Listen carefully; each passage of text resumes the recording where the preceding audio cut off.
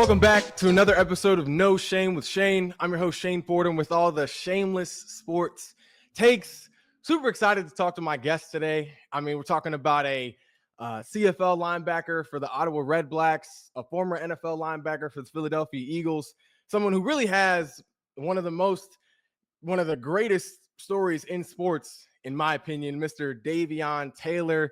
Davion, how you doing, man? It's good to see you. Doing good. Glad to be here. Glad to be part of the show. Yeah, man. It's good to finally get to talk to you face to face. We kind of talked about this before. It's been 5 years since we first connected on Instagram, 2020. I had to reach out to you after hearing your story. Really, to me, one of the most inspiring and intriguing stories in sports. Just hitting close to home for me, being an Eagles fan, being a collegiate athlete at the time who was aspiring to get to that level. But most importantly, being a Christian and Seventh-day Adventist myself. Just before starting the interview, I just wanted to thank you, since I got you on here. Thank you for reaching back out to me the way you did, for motivating me to keep going. It meant a lot at the time, man. I appreciate it. Of course. I'm glad I was able to motivate you. Yes, sir. Yes, sir. Well, just kind of jumping straight into it, you've had a crazy journey. So I kind of want to start it at the beginning. What made you first want to start playing football? It all started really with my brother. My brother, everything he did, I did. It was like my role model since my dad wasn't in my life. So I wore his clothes. Every little sport he did, I tried to do. And then when he got into football, he started playing in seventh grade, and I was in fifth at the time. And that's what really inspired me to start playing. So when I saw him, I used to go to his games, go to his practices, and see how good he was on the field. I got inspired to do the same thing. And that's when I kind of started playing in junior high. And like I just kind of just picked up really where he left off. Okay. And so picking it up, how did that transpire to high school? How did that happen where you first got started in high school? So I started playing like myself. One thing about my brother, he was, I'll say 10 times the athlete I was. So I was just aspiring to be great just like him. Like he was seventh grade, putting up almost 225 pounds on the bench and throwing the football over 50, 60 yards as a seventh grader. And I realized a quarterback wasn't my position at least. But I just knew I wanted to be great. So my seventh grade year, I really was just trying to figure out what I wanted to do, what I wanted to play. I knew I wanted to play the game of football, but I really didn't know what position or where I was going to play. So I just told my coach, just put me anywhere. So my seventh grade year, I actually played running back. Really wasn't that good at it, if I'm being honest. Couldn't really hit a hole, couldn't really shake. I just had one move, and that was just fast and just being able to run downhill. But it wasn't enough to really, I feel like, take me to that next level. So eighth grade year, one of the coaches took a chance on me as a defensive player, and I played cornerback my eighth grade year. And when I played a cornerback, he literally just told me one thing. Like I had speed, and he just told me wherever this guy goes, you follow. So that's how I really got into playing. I realized that I could actually be pretty good at this position. So started playing that on to my ninth grade year. Played a little JV. Played that cornerback position. Kind of moved to safety position. Trying to play all over the field on that defensive role when it comes to defensive back. And my 10th grade year, that's when I actually had to sit out from the game of football because of my religion. That wasn't a Seventh-day Adventist. That part comes up into play that I couldn't play on Friday nights. So I kind of set out from the game of football my 11th grade year. 12th grade year, just wanted to continue. I knew I wanted to play at that next level. So my 12th grade year, decided that I was going to at least practice with the team. I knew the head coach. He was my junior high coach when I was in junior high. So I talked to him, asked him could I at least practice with the team, even though I knew I wasn't going to play in the games. But I just wanted to just continue to work on my craft, to continue to do what I can because I knew I wanted to make it to that next level. And he allowed me to do so. So whoever was like a star player coming up for that week, that's the position I played for that week. So if it was a running back, I played a running back. If it was a receiver, played receiver. If it was a defensive player, played defensive player. So my biggest thing was just being able to be out there on the football field, even though I wasn't working on specific positions. I just wanted to make sure I just continued just to practice and just being able to say that I was practicing every day when I did try to that next level and just continue to work on my craft, whatever position that was going to be at that next level as well. And thankfully, I can say like my mom, that first game came around in like my high school senior year, and like me and my coaches, we was like, all right, we're gonna try to get you to play. Like I don't care what it's gonna take, we're gonna try to get you to play. Then so we came down to how it came down to me playing that one high school football game was the sun was setting around like 7:30, 8 o'clock, around that on August, and the game started at 6. So what it was they told me I can play at least until halftime. We made an agreement like, all right, you can play until halftime, but as soon as that sun goes down, would you need you packed up and walking home because I stayed like 5 minutes away from the school. But so it came into halftime. I was having a blast. I was having fun, making big plays. And then my coach was like, all right, hand me the phone. Let me call your mom. We got to get you to play for the rest of the game because I was just doing so well, and I just saw that I can actually play. Like that was when I actually saw all that hard work really coming to play, and just seeing me go out there and being able to dominate at that high school level really just gave me that confidence. And then I played the rest of that game, but she didn't really feel comfortable after that to continue to let me play. So I just continued to practice with the team for the rest of that season, and the story just kind of goes on from there.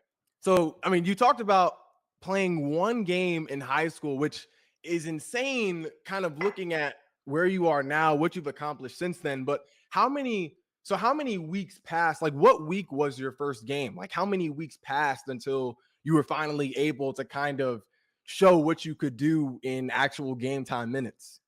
Well, I practiced that whole summer, of course, practiced with the team. So coming out my 11th grade year, started summer practices with them. So did the summer camp. So it was actually the first high school game of the season because that was the sun was setting at the latest, the first game.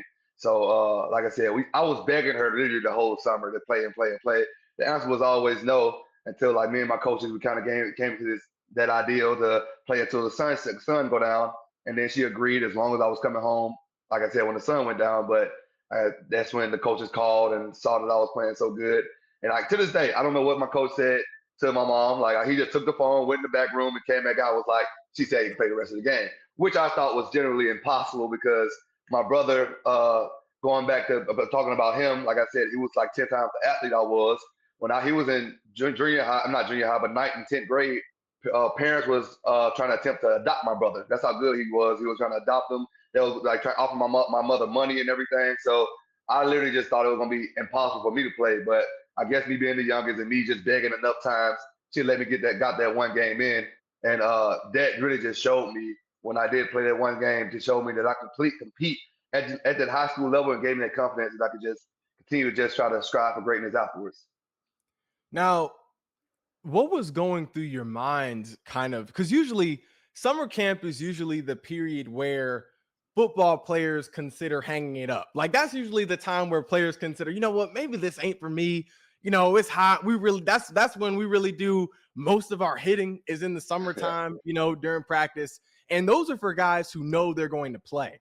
You know, those are guys who are contemplating that knowing they're going to play. So for you, being a guy who at the time didn't even know if you would get to play any games, you know, at all.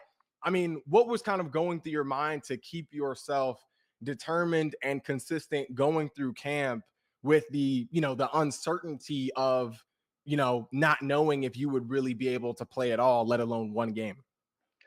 Well, personally, I think I just love the game so much. One thing about me, I love to work out hard. I love to hit. I love to just run. Like even in the summer heat, I just love to run. And my biggest thing was just that competitive thing. Like I didn't want to be sitting at the house playing games all day or being inside over the summer. And I was like, I'm 5 minutes away from the school. Why not just go and get a little workout in? And that's what I saw it as. I saw it as a workout, and I really didn't see it as like me not being able to play the game of football come season. I was just trying to just take it one day at a time and just have fun with those days. So like every day we go out there for running or hitting, whatever it was, I was just competing at the highest level, just showing that I could be the best player on the field if I did play. So that was one of my things that motivated me was like, all right, I know I'm one of the best players at the school, so let me just continue to prove it for one. And then again, I had that faith in the back of my mind that I wanted to go play at that college level. So I was like, I don't want to just be sitting around and just wishing, hoping there's work to be done during if I want to make it there. So my biggest thing, another thing that kind of helped push me just to stay motivated throughout the summer camp and throughout the camp in general was just knowing that I was going to try to play at the next level and then just continue to just help others around me as well and not really just trying to make it selfish about me and just making sure that I'm competing and making everybody else around me so therefore we can just be an overall better team as at that school. And now, you talked about, faith. I mean, how would you describe faith's role in your overall journey? Oh, it's the key part of my journey. I don't want to go get it too in deep it just yet, but I just know from that definitely that my 12th grade year of me not being able to play any more games after that first year. I think my faith strengthened after that first game when I saw that I was going to make plays. Like I caught an interception, had some big plays, had forced a fumble. So I just making those big plays just make my faith just even rise even higher. Just be like, all right, there's a possibility that I can make it this far. And not gonna say it's just been the center of like even to this day, just having faith that I'm going to get back in the NFL. It's just one of the things that keeps me pushing every day. Like the Bible even says, is having faith of a mustard seed, like the smallest little bit of faith can go a long way. So that's one thing about me is just continue just to have that faith and remain humble throughout the whole process. Even when bad things happen, just continue to have faith that God is in control and He's doing everything for a reason. So if I like, as long as I have that mindset, even when adversity hits, I just know it's always for the better and always God got something playing better on the other side. And now, speaking of faith, the reason why, you only played one game in high school. What would you mind explaining to, the viewers what your religion is or what our religion is, but what is your specific religion, that kind of kept you on that So schedule? ours is a little different from Seventh Day Adventists. Like we follow the reason why I mentioned Seventh Day Adventists a lot because that's probably the basic traditions and like the Sabbath day that I can relate it to. Our religion is kind of called the Commandment Keepers. That's really the biggest thing. But I always say Seventh Day Adventists because like, that's why a lot of people are familiar with that religion more. But the biggest thing is just keeping the Sabbath day. So that Sabbath day, it starts from the sundown on Friday night, from sundown to Saturday night. And I'm not sure how strict you were with yours, but I know when during that 24 hours, it was super strict. Couldn't watch no Christian. I mean, couldn't watch no cartoons. Couldn't cook. Couldn't clean. That literally is a day of rest. So like that from that Friday night when the sun go down, you coming inside. You can open your Bible. You probably reading. You probably praying, watching little Christian movies. And then that Saturday, that morning, you go up. You go to church and then you come back, you're eating salty sandwiches or something just usually cooked beforehand the day prior, and like you're just sitting down again, probably reading the Bible some more, praying, or watching. My brother we used to love taking naps, trying to speed it up a little bit, and then probably just throughout the day, like watching Christian movies again. Just like I said, that day is just 100% focused on Jesus, 100% focused on God, and like just any other thing besides God, if it's not that, you just couldn't do. And it was a real strict religion. But to this day, I'm thankful for it because I wouldn't be where I am or who I am without it. Definitely. And hey, I know all about those Bible movies, man. Used to Yeah. that was rotation on Friday nights and Saturday Yep. days.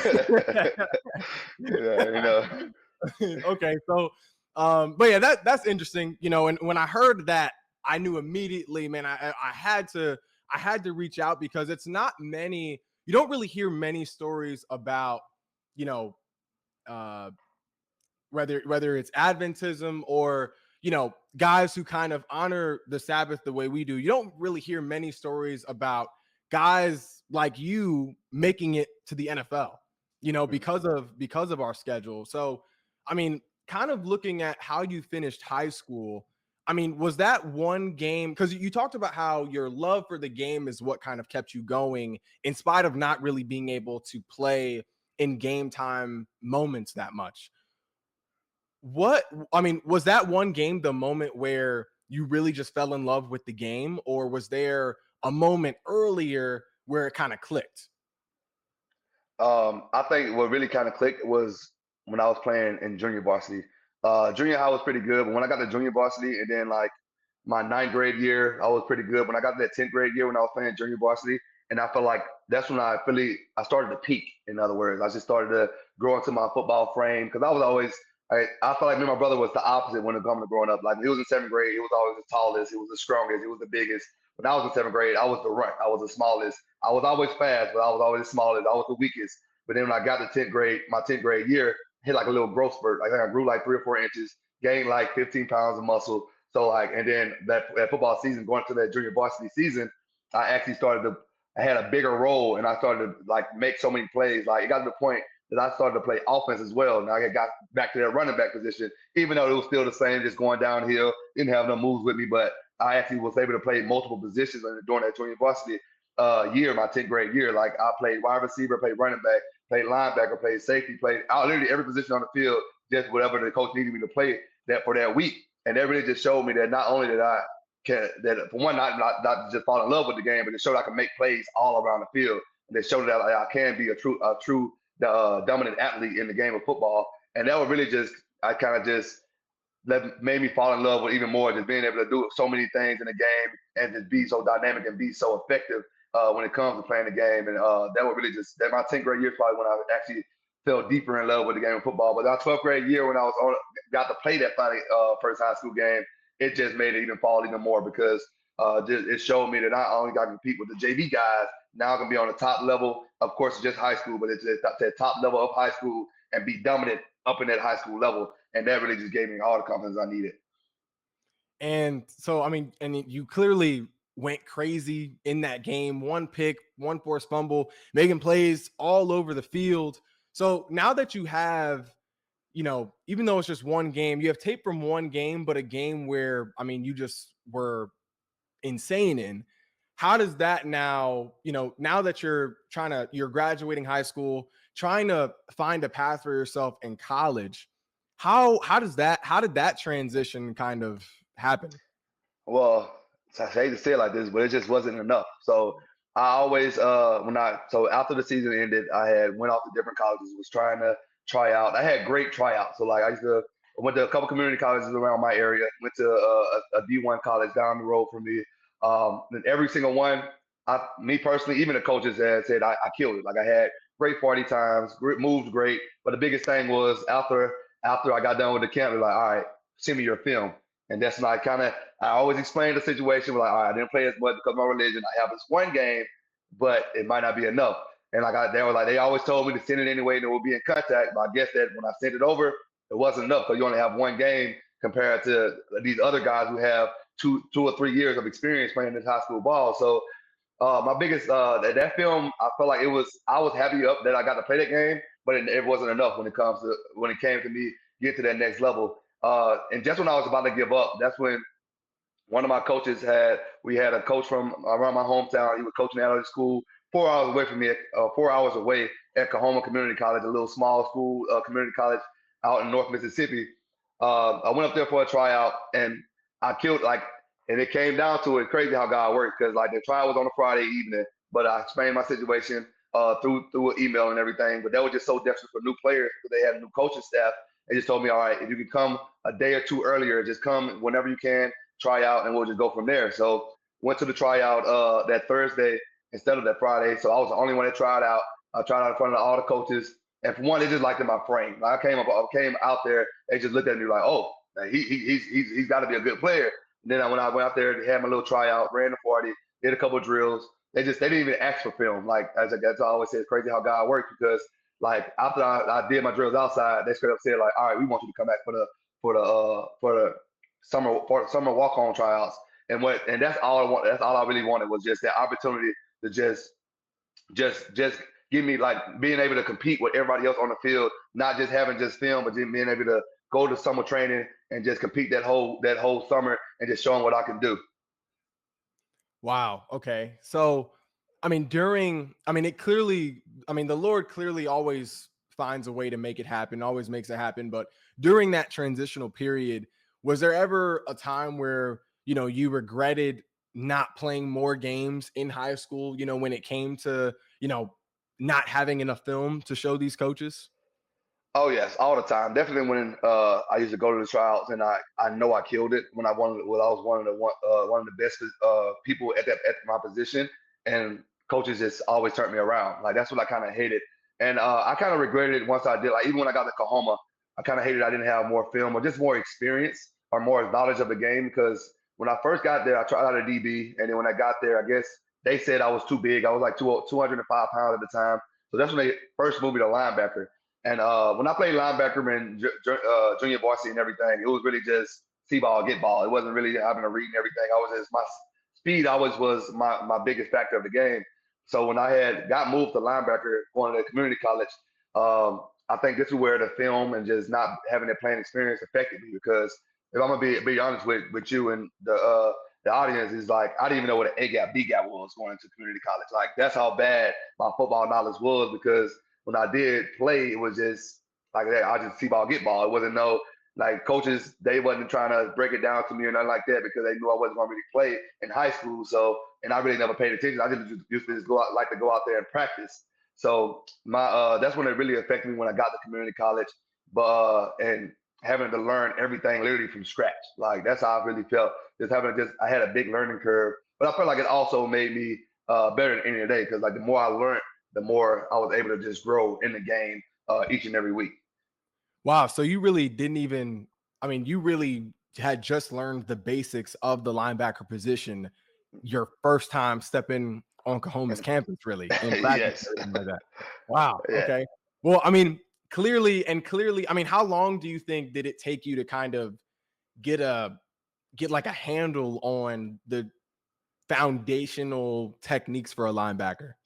Uh, Probably honestly when I got to Colorado, because when I'm gonna tell you this part of the story as well. Like going until that after the summer workout, so as soon as the summer workout ended, or was about to end, it was me and two other linebackers.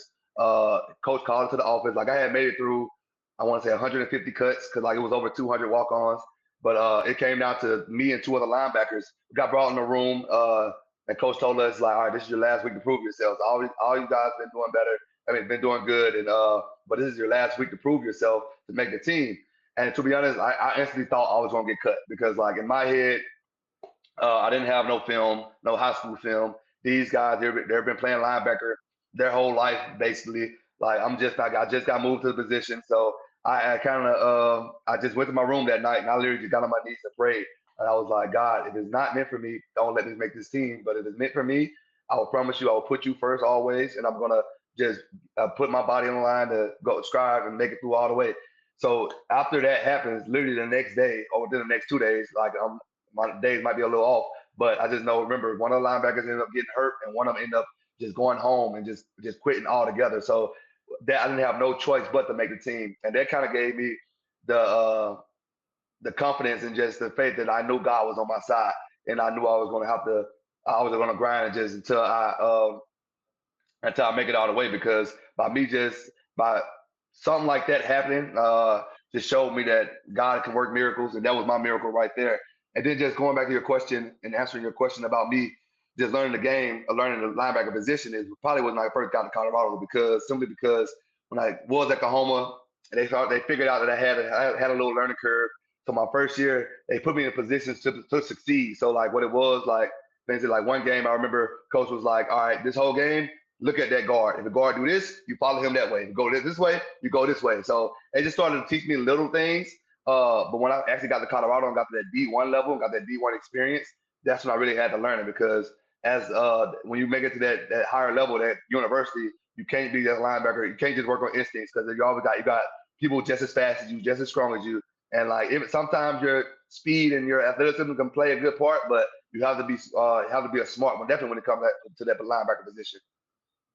Oh wow. Okay. So in at Kahoma, you didn't necessarily fully understand the basics in terms of technique for the linebacker position, but Kahoma was your first season where you got to play more than one game. You know, Yes, so what did exactly. that feel like, you know, being able to string together, you know, week after week full games where, you know, you didn't have to worry about um dishonoring the Sabbath.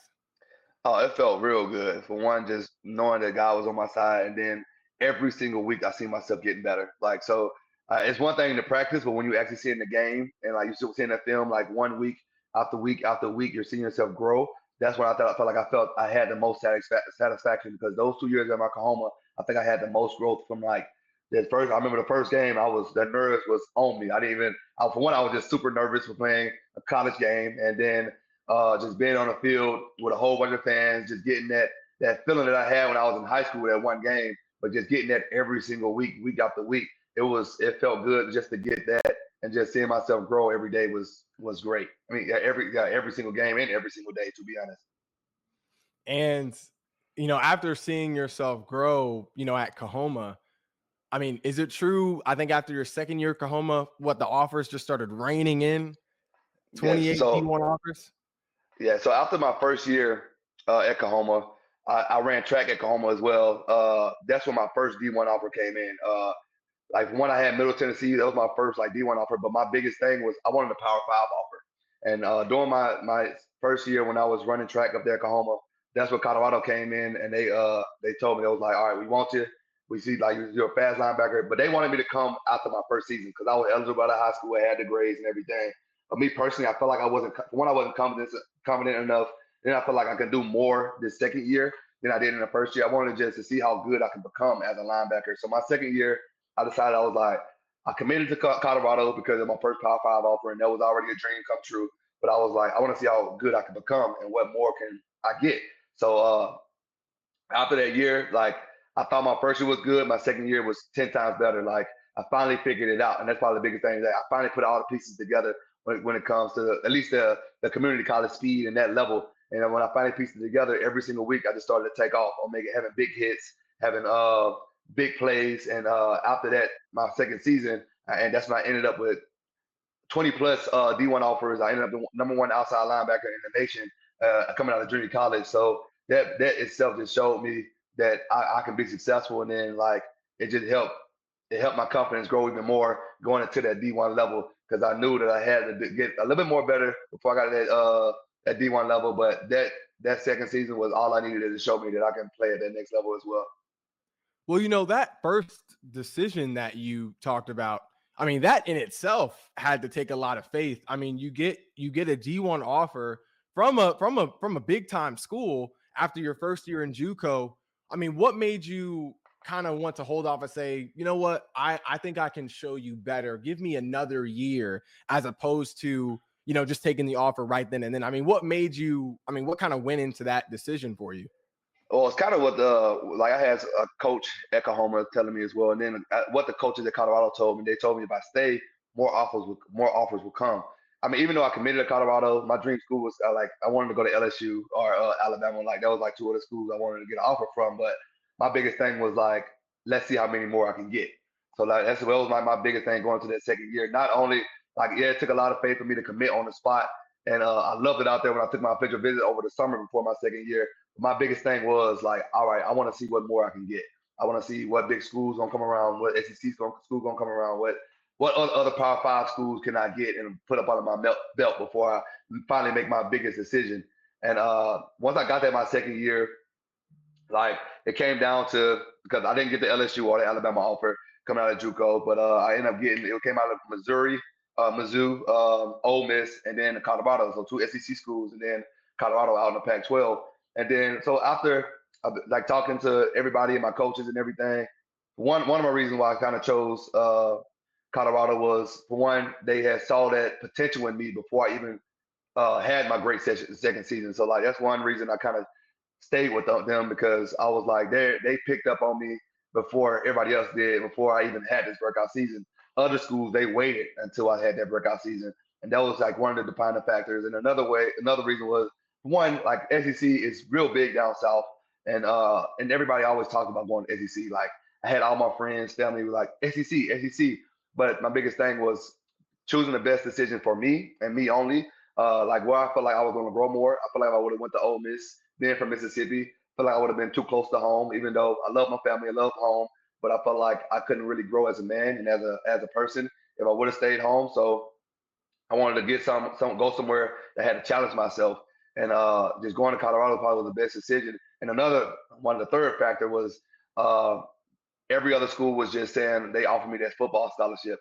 When I had got to Colorado, when it came down to the last couple of weeks and me before signing day, Colorado actually offer a track scholarship as well. Told me, all right, we really want you, and we know you're running track at Kahoma. Do you want to run track at Colorado as well? That wasn't on my mind to be honest because I thought JUCO track was going to be the end for me, but when Colorado offered that extension to run at that D1 level, it just kind of made me pull the plug where everybody else was like, all right, I'm going to come there now. Besides the other two factors, I was like, yeah, that was the last thing I needed to know that you're the school for me. So I cut everybody off and ended up signing at Colorado during December 20th of my second season at Kahoma. And that was going to be my next question. You being from you being from Mississippi, it seemed like, the SEC school down the street basically offered you that. It seemed to me, I thought that would have been tempting to turn down, but it seemed like you jumped at the opportunity to turn that down so you could go away from Yeah, home, which does take, bravery, yeah, going on a yeah. journey, leaving the city limit, or state limits. So now you're at Colorado now. Well, first, I did hear a story about how that went down in terms of your conversation with the coach wanting to also run track as well. Can you run me through that real quick just to make sure? So, yeah, so I remember the coach was in the office, Coach McIntyre at the time. He was sitting at the table, and I could have told him because like when I was committed, that was kind of scared it was going to happen, that other schools were going to try to pitch in and see what was going to happen. And he was literally just sitting there. He was like, and he was just like you could tell he was getting nervous because like I was on the edge of not signing with him, signing with somebody else. And he was telling me, he was like, man, what can we do to get you? Like we really want you. And he was like, I see you run track. And he was like, he straight up told me, he was like, I know the track coach. We have a guy at Colorado right now that's running track. So he was like, 1 second. He called the coach, track coach, on his phone while I was sitting in front of me, and he put him on speaker. He was like, hey, coach, I have somebody who want to run track with you. And then the track coach straight up said, like, oh, you do? Like, what he run? Told me he signed and stuff. He was like, all right, he's on the team, just like that. So I was like, okay, well, all right, well, you guys got me now. So the phone call right there, right in front of me too, just had put it on speaker, let me hear the head coach, track coach voice, and telling me that I'm already on the team without even seeing me run, not even knowing nothing about me, just hearing it from the head football coach and just believing in him that he just automatically just let me on the team, and it just solidified it all. Wow, and I remember you said earlier in your past answer that you thought running track at Kahoma was going to be end game for you. Hmm. You wanted to play football, you wanted to run track. So I mean, the Lord not only seems like he answered your prayer, but he also one upped you too Yeah, in he terms of did. what you're asking for. He you definitely know. did. so so you're at Colorado now, and clearly you're fitting right in. I mean, talk about how that transition was. You talked about, you had to learn the basics, but now that you have an understanding of the basics for the position of linebacker, I mean, how did it feel, in the system that you were in, knowing now what you had learned playing at Colorado? I mean, what was that first season like? Oh, that first season was great. It was another learning curve as well, just because of one thing. I went from a playbook this thick to a playbook probably this thick, just because it's the D1 level. So, but one thing I loved about the coaches there, definitely my first season, that like, they had patience with me. They knew that I didn't have a great background, that like all the other players. And then the position that they had me playing was like as a linebacker slash DB. So they call it the buff backer, so more like a rover type guy. So I had like literally two responsibilities. I had like a run responsibility and a pass responsibility. So like it was a little bit different than playing like that inside linebacker, but it was still some in the area that I was comfortable in because I love the cover. I love the being a run game as well. So just them having patience with me kind of helped me a lot when it came to me going to that first year. And then for one, I had to compete for a spot. One thing about the head coach, even when he was recruiting me, he straight up said there's a spot open, but you got to compete for it. So like I was able to compete for the spot, end up winning the spot, and then just seeing one biggest thing too, just going to that D1 level is just seeing how big a lot of guys are. Like I'm used to JUCO guys. JUCO guys are not really that big. They're not really as muscular. But then when you go to that D1 level, you see everybody is big. Everybody is like you got linemen at 6'7", 6'8". So like it was a little bit of like nervousness up in me when I first got up there. But the more I just lifted, the more I just continued just to go with the program. I guess I saw myself grow. And then when I actually started playing in the games and then I started making the plays, I still remember my first game in Colorado State. We played in the Denver Broncos stadium and just walking out, just seeing like how big the NFL stadium was, and then just seeing how the D1 college atmosphere was. Like for one, the nerve was on 10. Like my heart probably was beating out my chest. You probably can see it through my pads. That's how nervous I was going into that first game. But then when I actually just started playing, I felt it was a level of confidence that I had ended up getting just from all the hard work I had put in during the spring, during the summer camps that I had spent with Colorado. But as the games went on, it was kind of like my first year at Kahoma. Every single game, I saw myself getting better and better and better, and that's why I felt like my ceiling was so high, just because I didn't play the game of football in high school and on down. So like, I feel like my ceiling was just so high to grow, and every single game I continued to grow, and that was just thanks to the patience and the hard work I had put in. That while I was at Colorado that first year. And I mean, what game during your Colorado career do you think kind of put the staple on you as being a NFL prospect? Oh, for me personally, it was my second year there. So my senior year when the coach Mel Tucker came in, and one thing I'm going to say a little bit about him. He came in, so like, I feel like my first year when I actually kind of started to learn the basics, more basics of the linebacker position, and like more just being more reactive and not just trying to just play off my athleticism. But when Mel Tucker came in, he's Nick Saban. He was a head, like assistant coach of Nick Saban. He was coaching at Georgia, so he brought that SEC mentality. Like it's crazy to say it like that because I wanted to go to the SEC when it came to Ole Miss and Mizzou had them offers, and Mel Tucker came in and brought that SEC mentality to Colorado. So that's why I felt like he kind of brought that extra physicality out of me. Like we had a drill called a freaks drill where a linebacker and a tight end every single day you're going head up, you're just trying to see who's gonna knock each other over. So and I felt like that year alone kind of just brought out a level of physicality that I didn't even know I had myself. And then that Nebraska game, it was the second game of the season. I think it was like one of the staples of the show that could show that for one how physical I can be, and then just how I feel like everything just came together. My athleticism, my speed, my physicality, my coverage, everything was just all put together in that one game. And I think I end up being one of the top players of that game. And it was just lovely to see, and it just kind of showed me too that I can go at the next level. Because one thing I realized about the Pac-12 and I think they're in the Big Ten, Nebraska. So like when we actually played against them, like Pac-12 guys are more about speed, a little bit smaller. But when we actually played against them, I feel like it was 2 times bigger than us. Like I thought I saw big, but when I got played against them, it was bigger. Like the tight end was like 265, 270 compared to our tight end that was 130, 140. So just being able to play against those guys and just push them back and able to make big hits against all those bigger guys, kind of just who I feel like they had NFL bodies, kind of showed me that I can play at that next level as well. Oh, wow. Okay. So that was kind of the moment where it kind of clicked for you. Like, I know I'm good, but because, kind of I realizing you're good in college seems to me like it's a different moment than when you realize, I have the potential to play at the next level. So Yeah. would you say that was kind of the line that was drawn, from knowing you were good at that level to then knowing, you know what, I think I have what it takes to be at the even higher level, at the highest level? Yes, I can. And then not only that, just me can't stand consistent as well. Me every single game was making big plays, was staying consistent, and just and doing the same thing I did not only that Nebraska game, but excuse me, but throughout my whole senior season. That would really show me that I can really do it at the next level as well. So now, I mean, you're getting ready for the draft. I mean, what was that whole experience like?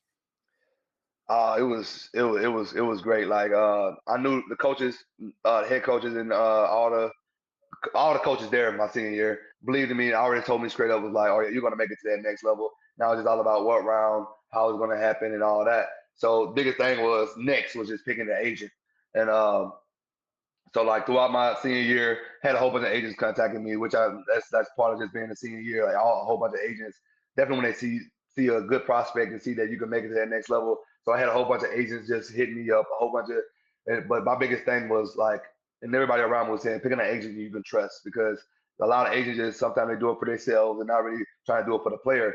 But my biggest thing, I had one biggest thing just going until the draft and going into picking an agent was throughout my whole season, whole senior season. I asked every single agent the same thing. Was like, if you had anything to say to me, if you wanted to get in contact with me, go through either my mom or like the mentor I had at the moment. And every single agent except one had even like they kept texting me probably every week or every 2 weeks. Like if they needed something, like, hey, are we still on the list? Or can you do this for me? Can you do this? Can you do this? But that one agent, every time the one agent I have now to this day, every time that he needed me or he needed something from me, he always went through my mom or through my mentor, and then they'll come to me, and then I'll call that agent. So I think that me trusting that agent with that one little thing just showed me that I can trust them with the rest of my career because I didn't want to just pick any agent and then like I can't even trust you with the smallest detail or the smallest thing and can't even go forward. So when I did pick this agent, he told me how to run down or how it goes when it comes to going through the draft. So I already had like a day 3 pick before the pro day and combine. So But the biggest thing is just trying to put up good numbers when it comes to those days. So I went to train at a performance down the road from in Colorado for one, called Land Out Performance. Trained there, ended up getting all my times up, getting stronger, getting faster, and then it came down to the combine. So I did the combine. I felt like I had great numbers. I'm not gonna say I didn't have great numbers, but me personally, it wasn't what I knew I can do. So like, I ended up running a 4.49 at the combine. I think I broad jumped to 10, 10, 8, 10, 10, something like that. But like my biggest thing when it came to just going to the combine and putting all those numbers is I was super nervous. Like I still remember to running the 40 to this day. Like I got down to my stance, and then I guess the big lights got to me. For one, it was over like 300, 400 people, but not just knowing that it was a whole bunch of GMs, owners, and everything. And as you run your 40, I'm never not know if you know about the combine, but like it gets super quiet. So like there it is. It's like golf. Like everybody just like eyes locked in. I looked up and you just see like your face is on the screen. It just zooms into your face. So like as soon as I saw that, I'm like, I'm shaking out my boots. Like so, I end up like I said, I still ran a good time. Not saying wasn't bad. It was bad, but it's just not knew what I can do. So I was like, I kind of felt bad after the combine. I felt like it wasn't really what I wanted to do. So like we had a pro day, and it was during COVID. So our pro day was a week after the combine. So I went back, I trained again. I was like, all right, I know the numbers I want to hit. I know what I'm aiming for. So like I doing my pro day, let's get that. And then I went to pro day, and that's when I just killed it. Like I had ended up running a 4.39, ended up broad jumping I think like 2 more inches higher. No, broad jumping I think about the same or 2 more inches higher. I can't remember that. My biggest thing was the 40 time though. But like so my 40 time shot me up going into the draft. So like I knew after I had did my pro day and everything, I knew that was going to solidify me because it just get drafted, and that was my biggest thing was just getting drafted. But I didn't know when or where or what team. My biggest thing was I was just proud to say that I had a great combine, had a great pro day, and then just going forward to that, to going entering the draft. And now, that that night has finally come. What was it like hearing your name, being drafted by the Eagles in the third round? I mean, what was that like? It was crazy. Cause like I mean, day one, I was watching it. I knew I wasn't gonna get drafted on the first round because you don't know by then. But I was projected around 5 pick, provide 5 or 6. But I just literally just prayed and asked God like for that day 2 pick. So like I still remember like watching the draft. Like I was just praying the whole night as the numbers that kept getting called in day two. Like it's a little bit longer, so it just got the second round went through, third round almost done. I'm just still sitting there, legs shaking, looking at my phone. I'm like, please, God, please. I just wanted this to happen. Like I knew I was going. Like I said, biggest thing I wasn't worried about if I was gonna get drafted because I knew that was gonna happen. But my biggest thing is that my dream was to go top three, and literally as the numbers are getting called, getting like 99. Then like I think as 100 got called, no, it was as 99 was getting called. That's when I got the phone call. I got a phone call, and I remember I told everybody like, all right, shh, shh, shh. And I just answered the phone, and and after I answered the phone, it was like the Eagles GM calling me like this Howie Roseman. Well, I would like to rock you to the Eagles. And it's crazy because like I remember everybody cheered around me and everything, and I watched my name get called on the screen. And when my name got called on the screen, I already had to cut my phone off. My phone was blowing up with everybody trying to congratulate me and everything. And it's crazy because it didn't hit me because like I had celebrated with friends. I remember I went to the kitchen because I was at one of my friend's house. Went to the kitchen. I was up and up by myself, and I was just thinking, and I just burst into tears. Like I'm like, it was like the happiest moment because it didn't really hit me until I'm like, wow, God has really just did the impossible. Me, like definitely knowing my journey, me not playing one high school football game until just getting drafted in the third round at that. Not even just getting drafted, but getting drafted in the top 3 rounds. Like that's a story all by itself. And I just got on my knees, and was thanking God, and just was bursting into tears, and then the rest of the evening just celebrated with the family. Wow. All the faith that you had going through high school, going through JUCO, then going through college, really just all paid off at that one moment, it seems like. Hmm. The huge finale to just, one of the really the greatest examples of faith in sports that I've ever heard. So now, as we kind of wrap up here, what advice would you give to younger athletes, especially younger athletes who have the same or similar religion as us, who, aren't sure if they'll be able to make it one day, but just love the game. I mean, what's your advice to, to guys and girls, coming up and just wanting to achieve their dreams? The first thing is just have faith. You got to have faith that God is going to work it out for you, whatever it is. Just have faith that He's going to just be on your side through whatever. The second thing is just, for one, keep Him first. And this probably should have been the first thing I said, was just keep Him first. Because one thing about me, because I started playing on Saturdays when I started playing on D1 at the D1 level. My biggest thing was I knew God didn't hate the game of football, and as long as I'm putting Him first, like literally when I'm on the field, thanking Him while I'm on the field, praying before the games, and just keeping Him first throughout the whole day and throughout my whole career is just one of the biggest things that I felt like that it helped me be successful, and it helped me to even be still playing the game to this day. Is just always keeping Him first. Just never give up. Like there's plenty of times where I had adversity when I was at Colorado ready to come home. Even when I was in the NFL, like when I was going through adversity, when I got hurt. Just like being able to just wanting to give up, just keep on pushing through, because everybody's gonna have hard times. But I promise you, after you go through those hard times, there's always a brighter light at the end of the tunnel. That's probably the best way to say it. And just continue just to push each and every day. And like I said, as long as you're keeping God first and having that faith, the sky's the limit. Well, look, Davion, I appreciate you. I think that was the perfect note to end it on. That's all the time we got for No Shame with Shane today. If you haven't already, be sure to like, follow, and subscribe to all of our social media platforms. And I'll be back later on with more shameless takes. Appreciate you, Davion. Yeah, appreciate you.